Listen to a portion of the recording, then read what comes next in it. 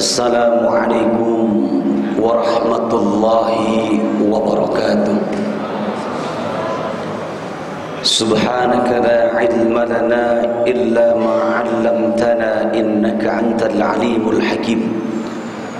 Ashhadu an la ilaha illallah wahdahu la syarika lah wa ashhadu anna sayyidana wa nabiyyana Muhammadan abduhu wa rasuluh la nabiyya ba'dah. Allahumma salli wa sallim ala Muhammad wa ala ali Muhammad kama sallaita ala Ibrahim wa ala ali Ibrahim fil alamin innaka Hamidum Majid. Qala Allah Ta'ala fi kitabihil aziz, a'udzu billahi minasy syaithanir rajim, bismillahir rahmanir rahim. فخلف من بعدهم خلف أضاعوا الصلاة واتبعوا الشهوات فسوف يلقون غيا. الآية. وقال أيضا ووصى بها إبراهيم بني ويعقوب يا بني إن الله اصطفى لكم الدين فلا تموتن إلا وأنتم مسلمون. وقال النبي صلى الله عليه وسلم من جعل القرآن أمامه قاده إلى الجنة ومن جعل القرآن خلفه سقاه إلى النار. Hadirin ma'asyiral muslimin, sidang jamaah salat subuh Masjid Darussalam Kota Wisata yang dirahmati Allah. Puji dan syukur mari kita panjatkan kehadirat Allah yang Maha Ghafur, Allah yang Maha Pengasih tak pilih kasih, Allah yang Maha Penyayang yang nikmatnya tiada terbilang. Dari pagi hingga malam, dari gelap hingga terang, hari berganti minggu, datanglah bulan berganti tahun, sehingga dengan penuh rasa syukur kita kepadanya, hingga pada pagi hari di hari yang ke-22 di bulan yang penuh dengan rahmat, maghfirah dan itqun minan nar 1434 Hijriah tahun ini, kita masih diberikan kekuatan, kesempatan dan nikmat yang teramat banyak oleh Allah, sehingga dengan kenikmatan tersebut kita mampu melangkahkan kaki menuju rumah Allah ini dalam rangka menyempurnakan nilai iman dan takwa kita kepada Allah Subhanahu wa taala. Semoga Ramadan yang sudah kita lalui 21 hari sudah, dengan rangkaian amalia-amalia yang sudah kita tunaikan, qiyamul lail, siyam Ramadan, infak, sedekah, zakat, santunan fuqara wal masakin, termasuk tilawah dan tadabbur Al-Qur'anul Karim, semoga dengan landasan ikhlas semata karena Allah mendapatkan nilai di sisi Allah Subhanahu wa taala. Hadirin ma'asyiral muslimin rahimakumullah. Dalam kehidupan yang sangat singkat ini, pada satu sisi manusia mempunyai kewajiban kepada Khalik, Sang Khalik, kepada Rabbnya, untuk mengabdikan diri kepada Allah Subhanahu wa ta'ala dalam rangka taqarrub ilallah. Namun di sisi yang lain, kita sebagai manusia harus cerdas secara spiritual, tidak hanya pandai secara emosional. Ketika dua komponen ini berkesinambungan, akal kita sehat, spiritual kita juga sehat, maka insya Allah dua-duanya akan selamat. Karena tidak sedikit hamba Allah umat Nabi yang pandai secara IQ, emosional, tetapi spiritualnya lemah, sehingga dalam hidup dan kehidupannya hanya pandai menginvestasikan amal saja. Rutinitas ibadah dia lakukan secara istimror, tetapi tidak pandai memelihara, tidak cerdas untuk menjaga setiap amal-amal yang sudah, yang sedang maupun yang akan dia torehkan dalam hidupnya. Jika kedua hal ini selaras, seimbang, sejalan, seiring, seirama, sama antara kecerdasan akal kita dan kecerdasan spiritual kita, maka doa yang senantiasa kita munajatkan ba'da salat, Rabbana atina fid dunya hasanah wa fil akhirati hasanah wa qina adzabannar, akan didengar dan dikabulkan oleh Allah Subhanahu wa taala. Hadirin yang dimuliakan Allah, Jika hari ini adalah hari yang ke-22 Ramadan, tentu tinggal 1 pekan ke depan Ramadan tersisa. Ketika detik-detik 10 hari menjelang berakhirnya Ramadan, baginda Rasulullah SAW membiasakan untuk lebih gesit, lebih sigap, lebih disiplin, lebih semangat dalam rangka taqarrub illallah kepada Allah Subhanahu wa taala. Karena bagaimanapun hadirin yang dimuliakan Allah, dalam kehidupan ini pada satu sisi datang yang baru, kembali yang lama. Itulah kehidupan dunia, tidak pernah abadi. Setiap yang ada awalnya mesti akan ada akhirnya. Setiap yang ada permulaannya mesti akan berakhir. Itulah yang Allah katakan berulang kali. Wa mal hayatud dunya illa mata'un qalil. Wa mal hayatud dunya illa mata'ul gurur. Ad-dunya la'ibun wa lahun. Dunia ini hanyalah kamuflase. Dunia ini hanyalah fata morgana. Dunia ini hanyalah senda gurau, tipu daya, kesenangan yang sangat singkat dan cepat. Tidak pernah dunia ini dikatakan khalidina fiha abada. Maka ketika Allah mengatakan bahwa dunia ini hanyalah permainan, kita sebagai manusia yang diciptakan dalam kondisi fi ahsani taqwim, dalam bentuk yang baik dibandingkan dengan makhluk-makhluk ciptaan Allah yang lain, manfaatkanlah, pergunakanlah kesempatan-kesempatan yang Allah anugerahkan kepada kita. Apapun bentuk kesempatan itu, kesempatan usiakah, kesempatan waktukah, kesempatan tenaga, dan lain sebagainya. Ketika manusia mampu memanfaatkan kesempatan demi kesempatan dengan sebaik mungkin, maka kita akan terkategorikan orang-orang yang disebut oleh Allah la'allakum tuflihun, orang-orang yang beruntung di sisi Allah. Namun manakala manusia lalai, tidak mampu memanfaatkan kesempatan yang Allah berikan kepada kita, apapun bentuk kesempatan itu, sesungguhnya manusia dalam kondisi wa huwa fil akhirati minal khasirin, kita dalam kerugian.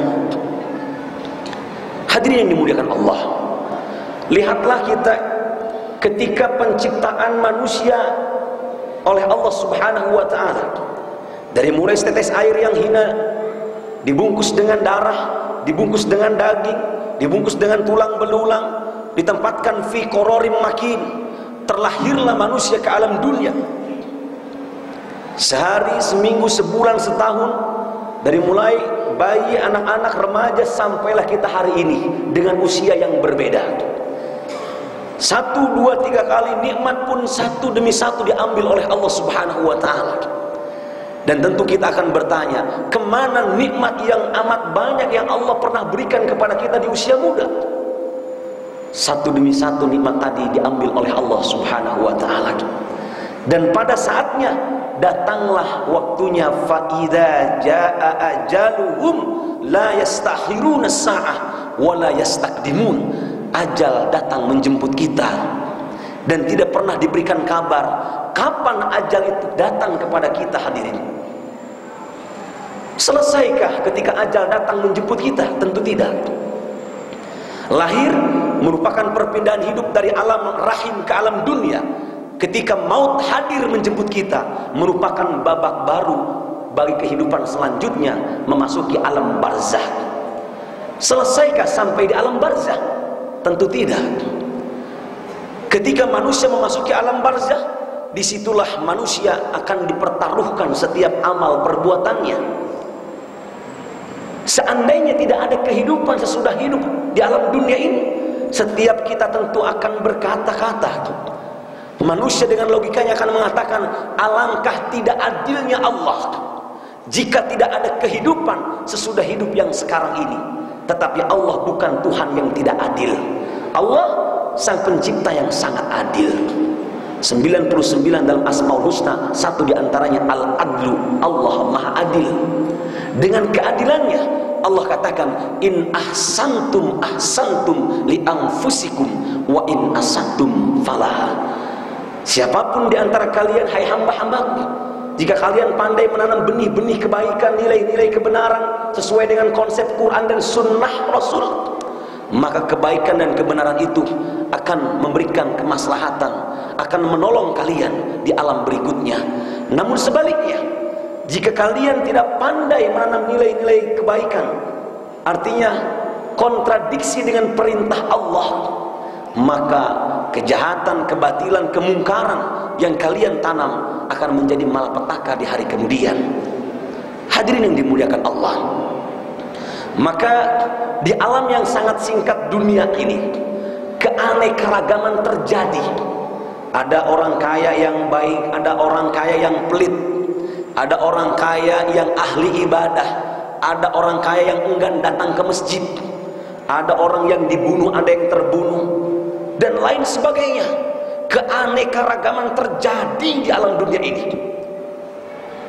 Maka jika tidak ada pembalasan di alam berikutnya, kemana mereka yang bebas dari hukuman dunia saat ini?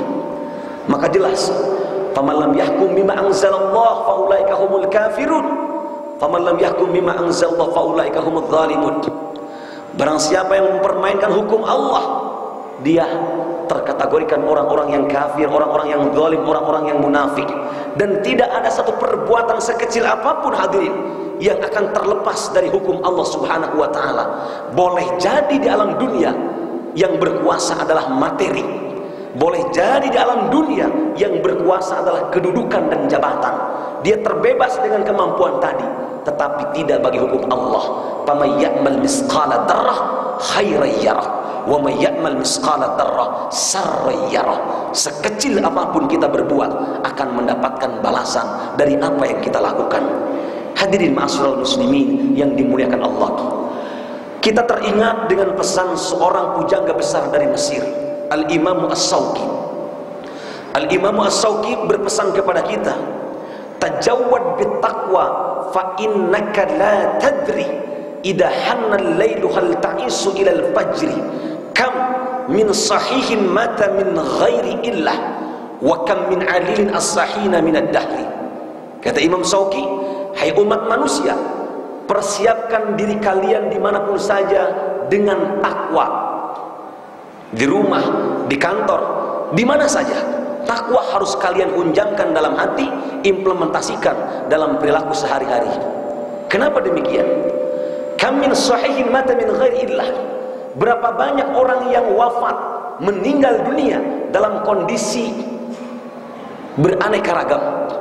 Ada yang di perjalanan meninggal dipanggil oleh Allah, ada yang tertabrak, ada yang kena musibah, ada yang kena banjir, puting beliung, dan lain sebagainya. Kejadian maut beraneka ragam cara, tapi tetap dia adalah kematian. Ta'addadatil asbab wal maut wahid. Boleh jadi kematian itu terjadi dengan berbagai macam cara, tapi al-maut tetap satu. Dia ibarat pohon kelapa yang terlalu tua. Lihatlah Bapak Ibu, pohon kelapa kalau kita analisa, yang tua jatuh ke bawah, yang muda jatuh ke bawah, yang kembang pun baru tumbuh jatuh ke bawah. Itulah al-maut. Tidak pernah pandang bulu. Tidak harus yang di ICU, tidak harus yang di UGD, tidak harus yang tua renta. Kepada siapapun maut kalau sudah datangnya, fa idza jaa ajaluhum la yastakhiruna sa'ah wa la yastaqdimun. Termasuk hari ini pun, 5 menit yang akan datang kita tidak tahu. Apakah nanti ketika kita pulang dari Masjid Darussalam ini, apakah besok lusa, apa nanti malam, itu rahasia Allah. Karena al-maut rahasia. Mari Ramadan tahun ini jadikanlah Ramadan spesial, Ramadan yang terbaik. Salat kita harus lengkap, qiyam harus lengkap, siam harus sempurna, infak harus jauh lebih baik. Jangan sampai Ramadan tahun ini lebih drastis menurun ketimbang Ramadan tahun lalu. Bapak Ibu yang dirahmati Allah, sampai-sampai pesan malaikat Jibril kepada baginda Rasul, ketika Rasul pulang dari Masjid Nabawi menuju rumahnya, malaikat Jibril berpesan, ya Muhammad, isma si'ta fa innaka mayitun. Hai Muhammad, hiduplah semau engkau, tapi ingat Muhammad, satu saat nanti engkau akan dipanggil oleh Allah Subhanahu wa ta'ala, yakni wafat. Lalu pesan yang kedua kata malaikat Jibril, wa'mal ma si'ta fa innaka majziyun bih. Kerjakanlah Muhammad apapun yang kau suka. Kau cintai anak istrimu silahkan, Kau cintai pangkat dan jabatanmu silahkan, kau cintai kampung halamanmu silahkan, tapi ingat Muhammad, fa innaka mayyitun. Satu saat nanti pun kau akan kembali menghadap Allah, dan setiap perbuatanmu akan dicatat. Dan pesan terakhir kata malaikat Jibril, wa ahbib ma syi'ta fa innaka mufariquh. Muhammad, cintailah apapun yang kau suka hari ini. Kau cintai anak istrimu, kau cintai pekerjaanmu, kau cintai harta bendamu, silahkan. Tapi ingat Muhammad, setiap yang kau cintai tadi akan kembali menghadap Allah dan akan kau tinggalkan. Hadirin yang dimuliakan Allah, pesan ini memberikan esensi yang sangat penting kepada kita, bahwa apapun yang Allah titipkan hari ini, pangkat dan jabatankah, anak istrikah, rumahkah, harta benda, apapun bentuknya itu, sesungguhnya titipan yang sifatnya singkat, dan pada saatnya ketika ajal datang akan ditinggalkan. Hadirin yang dimuliakan Allah, Allah berfirman, fa khalafa min ba'dihim khalfun adha'us shalah. Ayat ini diturunkan setelah Allah bercerita tentang sejarah Ibrahim, setelah Allah bercerita tentang Nabi Musa, Nabi Nuh, sampai kepada Nabi kita Muhammad SAW. Kata Allah, akan datang satu saat nanti zaman, di mana zaman itu akan dihuni oleh generasi-generasi adha'us shalah. Generasi yang pertama kata Allah, generasi yang senangnya meninggalkan sholat. Di zaman sekarang sudah nampak masjid dibangun di mana-mana, bahkan di Nusa Tenggara Barat yang terkenal dengan provinsi 1000 masjid, luar biasa. Setiap 1 kilo masjid dibangun dengan megah. Tetapi kalau kita lihat hadirin, masjidnya megah, masjidnya mewah, tapi isinya sangat amat disayangkan. Ini menandakan bahwa banyak generasi di zaman sekarang, sesuai dengan firman tadi, adha'us shalah, banyak yang senangnya meninggalkan sholat, lebih memburu kehidupan dunia semata. Yang kedua, Allah katakan dalam Al-Quran, golongan yang kedua yang akan bermunculan adalah wattaba'us syahwat, manusia-manusia yang lebih mengedepankan nafsu syahwat ketimbang akal sehat. Dan jelas di zaman sekarang banyak di antara kita yang berlomba memburu dunia. Pergi pagi pulang sore peras keringat banting tulang, yang dikejar adalah jabatan, pangkat, kedudukan. Lupa dengan jamaah sholat, lupa dengan silaturahim, lupa dengan infak zakat sedekahnya. Tidak sedikit yang demikian. Bahkan sebentar lagi bangsa kita akan mengadakan pesta demokrasi. Luar biasa. Setiap perempatan jalan, spanduk, baleho, bendera, slogan, dan lain sebagainya, semua berlomba menjadi pemimpin.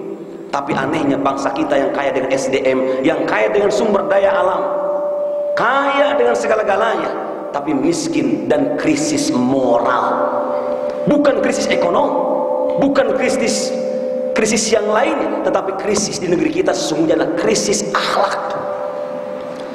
Kita bisa bercermin dari yang sudah ada. Apakah yang mereka yang ditangkap oleh lembaga-lembaga yang kuat di negeri kita orang-orang bodoh? Mereka adalah orang-orang pandai, mereka orang-orang pintar, gelarnya tidak cukup satu, sekolahnya tidak hanya di negeri kita, bahkan ke luar negeri. Tetapi sayang, amat disayang, mereka tidak jadi teladan bagi bangsa dan generasi di negeri ini. Kenapa? Hanya cerdas secara akal, tapi tidak pandai secara spiritual. Hanya pandai wawasannya, tetapi akhlaknya kurang pandai. Lihat contoh kita, pemimpin bangsa, bahkan pemimpin dunia, baginda Nabi Muhammad SAW, dengan kepiawaian akhlaknya. 23 tahun Makkahul Mukarramah, Madinatul Munawwarah, banyak orang kafir yang memeluk ajaran Islam karena kepiawaian akhlak Rasulullah SAW. Bapak Ibu yang dirahmati Allah, maka oleh karena itu pesan kepada anak-anak kita sebagai orang tua harus pesannya pesan yang baik, pesan yang bernilai moral, sebagaimana pesan baginda Nabi Ibrahim alaihissalam, Nabi Yakub alaihissalam. Di dalam Al-Quran surah Al-Baqarah 132 Allah katakan, wa wassa biha Ibrahimu bani wa Yakub ya baniya innallaha astafa lakumuddin fala tamutunna illa wa antum muslimun. Inilah orang tua yang baik yang perlu kita tiru. Pesan kepada anaknya bukan pesan-pesan dunia, bukan pesan-pesan jabatan. Tapi kata Ibrahim dan Yakub, wahai anak-anakku, kemari. Kita ini sudah diberikan din oleh Allah. Yuk kita jaga agama kita, kita pelihara agama kita. Inna dina indallahil Islam, wa may yattabi' ghairal Islam din fala yuqbala min wa huwa fil akhirati minal khasirin. Kita pelihara agama kita, kita laksanakan perintahnya.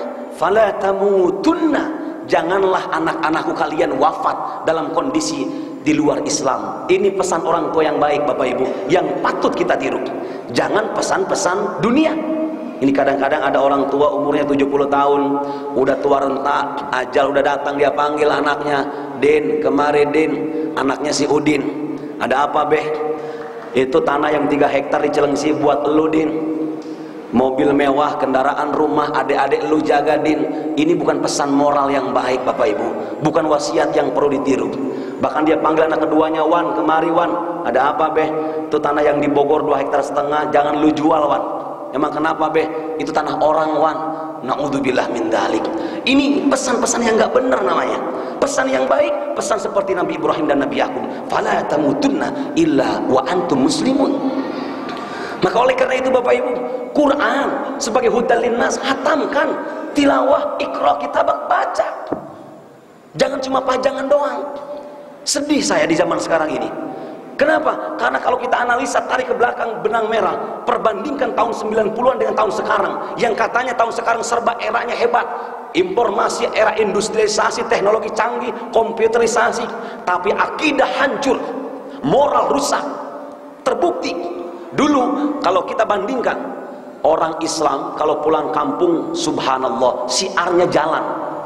Kalau kita mudik, silaturahim maghrib, semua baca Quran. Quran jadi rebutan, sejadah jadi rebutan, mukena jadi rebutan dulu. Tapi sekarang buktikan kalau kita mudik, kita silaturahim, yang ada televisi main kenceng-kencengan, tip main gede-gedean, remote hancur. Bagaimana tidak? Maghrib TV dikencengin suaranya, ibunya senang nonton tukang bubur naik haji, anaknya senang nonton sound desip, bapaknya senang nonton bola, remote hancur. Dulu kalau maghrib TV dimatikan dulu. Sekarang kalau maghrib TV dikencangin suaranya. Pintu kamar ditutup, sholat ibu dan anaknya itu dulu. Sekarang kalau maghrib TV dikencangkan suaranya, pintu kamar dibuka. Kata anak bontotnya, "Ibu, nanti sholatnya tunggu iklan saja." Sholat bukan karena Allah, karena iklan. Yahudi Nasrani paling pintar buat sinetron, bikin iklannya 5-7 menit, pas untuk sholat maghrib 3 rakaat. Begitu takbir pertama, sang ibu memimpin sholat, anak sulung jadi makmum, rakaat pertama bacaannya fasih. Tetapi begitu takbir kedua, rakaat kedua, hancur bacaannya. Kenapa? Karena kata anak bontotnya, "Ibu, iklannya sudah selesai, sinetron sambung lagi." Bacaan hancur gara-gara ngejar sinetron. Na'udzubillah summa na'udzubillah. Maka kalau saya tanya hadirin, kira-kira di zaman sekarang orang lebih senang lagu-lagu dunia atau menghafal Al-Quran yang 30 juz? Itu pasti senangnya lagu-lagu dunia. Anak-anak kita itu lebih cepat menghafal bait syair-syair lagu-lagu dangdut, lagu pop, jazz, aliran metal, ketimbang tilawatul Quran. Juz 30 saja. Al-Kafirun itu kadang-kadang susah hafalnya, nggak kelar-kelar baca Al-Kafirun. Wala anak, wala antum, wala anak, wala antum, wala dolin. Balik lagi ke Al-Fatihah. Tapi lempengan baca lagu-lagu dangdut, mengumandangkannya luar biasa. Tidak harus disuruh sudah hafal. Ini sedih kita. Makanya kalau ditanya Bapak Ibu, ketika ada konser dangdut, ada pengajian, yang ramai kira-kira tempat mana? Konser dangdut. Hari ini ada dangdutan di Cilengsi, gerimis turun, apa kita bilang? Oh, gerimis, bentar lagi juga terang. Tapi kalau ada pengajian, gerimis turun, apa kita bilang? Oh, gerimis, bentar lagi pasti hujan gede nih. Kita kalau ngaji begitu alasannya. Tapi kalau ibadah, kalau dangdutan, kalau duniawi, subhanallah, na'udzubillah min dzalik. Ini penyakit. Maka kalau kita bandingkan Bapak Ibu, tarik ulur ke belakang. Dulu orang umurnya panjang-panjang, orang tua kita, hidupnya benar, jujur, berkah, doanya dikabulkan oleh Allah. Karena apa? Hidupnya jujur, tidak nipu orang. Sekarang ya Rob, orang pinter banyak, orang yang benar bisa dihitung. terbukti umurnya pendek-pendek. Na'udzubillah min dzalik. Pembuktiannya apa? Kita ambil satu contoh. Dulu kalau ibu-ibu hamil itu datangnya ke dokter apa ke paraji? Ke paraji, dukun beranak. Dukun beranak tidak tinggi-tinggi banget sekolahnya, tapi jujur, karena jujur Allah ridho, Allah kabulkan, Allah berkah hidupnya. Ketika ibu-ibu hamil 9 bulan, dia datang ke dokter. Apa kata dokter? Bu, ibu hamilnya besar, pinggulnya kecil, bayinya nyungsang, sesar. Mana sesar nggak bisa ditawar tuh dokter. Kalau ibu-ibu yang datang itu orang kaya, kalau orangnya miskin kan kasihan. Tetapi begitu datang ke paraji, apa kata paraji? Ibu, yang namanya wanita kodratnya melahirkan, sudahlah berbaring, saya ambil air wudhu. Ambil air wudhu, sholat 2 rakaat, dia berdoa kepada Allah. Dihampirilah ibu-ibu yang hamil. Ibu tarik nafas, saya bantu, berdoa kepada Allah. Ini orang jujur, Allah ridho, Allah dengarkan. Walaupun ketika si proses melahirkan sang paraji tadi, dia baca satu ayat, dan yang dibaca ayat tadi tidak ada nyambung-nyambungnya dengan proses pelahiran si anak, tetapi keberkahan datang. Apa dia baca? Dia pegang perutnya ibu-ibu yang hamil, dia baca satu kalimat dalam Al-Quran, dia baca surat Al-Fil. Alam taro kaifa fa'ala rabbuka, rabbuka, rabbuka, rabbuka. 7 kali bilang rabbuka, lahir. Ini keberkahan orang jujur, orang benar, nggak pinter-pinter amat, tapi Allah ridho. Ternyata jujur itu pondasi dalam hidup. Karena Rasulullah saja dengan kejujurannya banyak orang kafir yang masuk Islam. Maka mari Bapak Ibu, kejujuran harus menjadi pondasi dalam hidup kita. Bapak Ibu yang dirahmati Allah, ketika kita berbicara zaman sekarang yang sangat hebat godaan di negeri yang kita cintai ini, kalau kita lihat Timur Tengah sekarang sedang diobok-obok, itu terbukti. Kenapa Amerika menghancurkan sekarang Mesir? Ketika taraweh lebih dari 300 jiwa ditembak, Mursi digulingkan dengan golongan Ikhwanul Muslimin. Ini Yahudi backupan belakangnya. Irak dihancurkan karena Saddam Hussein dan senjata pemusnah biologisnya. Afghanistan pun demikian. Hampir sekarang satu demi satu Timur Tengah. Pertanyaannya, apakah Indonesia akan dihancurkan? Pasti. Indonesia belum terbukti sesuatu alasan yang kuat bagi mereka, tetapi mereka sudah menyusup di negeri kita dengan cara-cara yang hebat. Apa itu? 2 kepentingan mereka di negeri kita yang tumbuh semerbak. 1, di negara kita sedang dihancurkan oleh mereka adalah Ghazwus Saqaf, perang budaya. Negara kita dihancurkan dengan budaya mereka yang tanpa difilter, anak-anak kita rusak moralnya. Yang kedua, mereka punya strategi yang jitu, ghazwul fikri, perang pemikiran. Perang budaya, siapa korbannya? Anak-anak kita. Nggak percaya? Kalau kita lewat di perempatan lampu merah, Bapak Ibu hadirin, itu banyak anak-anak, sekelompok anak-anak yang mengatasnamakan kelompok underground. Kalau orang Jawa Barat bilangnya anak pang, pang gelokna, pang edana, pang sintingna. Bagaimana nggak gelo tuh anak, bibir ditindik pakai kawat 16, kurang puas kupingnya dikasih anting segede pelek beca, kurang puas lagi rambutnya persis ayam jago ke atasin pakai buceri, bule cat sendiri. Subhanallah. Pertanyaannya, siapa mereka? Mereka adalah generasi kita, anaknya orang Islam. Islam dia, tidak sholat dia, tidak ngaji dia, tidak puasa, malakin orang. Kenapa? Korban budaya. Ini asing, kejahatan yang tidak nyata tapi real hasilnya. Yang kedua, musik. Sekarang musik luar biasa di media elektronik. Apalagi sekarang setiap rumah punya Indovision, Top TV, parabola, channelnya banyak. Dari pagi sampai pagi musik luar biasa. Anak kita hafal betul lagu-lagu dunia. Quran sudah ditutup saja.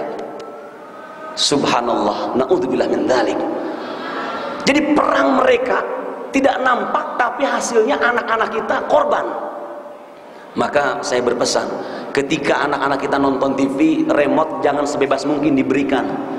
Channel-channel yang ada di televisi itu membahayakan. Salah sasaran, tontonan jadi tuntunan, ditiru, diikuti cara-cara kafir tadi. Bahkan DKI, orang DKI nomor 1 saja, ketika pesta Jakarta kemarin, sedih kita. Seorang public figure yang senangnya gemarnya aliran metal, dia senangnya sama lagu-lagu aliran metal. Di Monas dengan bangganya mengadakan pesta muda-mudi, suntuk semalaman. Bayangkan Bapak Ibu, ini seorang public figure yang tentu tidak harus dicontoh cara-cara itu. Pesta muda-mudi satu malam suntuk, anak muda lewat sholatnya, dugem dan lain sebagainya, dengan mengacungkan